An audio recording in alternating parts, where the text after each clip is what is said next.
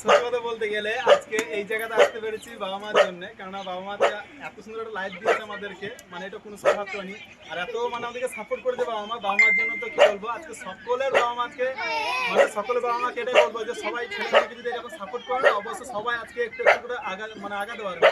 আর ভগবানকে তো অবশ্যই ধন্যবাদ, কেননা এত সুন্দর লাইফ দেওয়ার জন্য।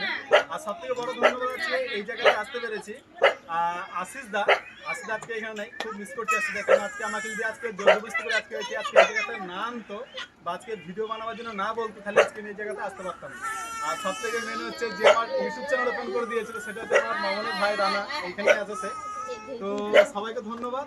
আর এতটাই, আরো এগিয়ে যায়, এটাই চাও, আর কিছু চাই না, আরো এগিয়ে যাও। সবাই মিলে একসাথে hip hip hip hip hip hip.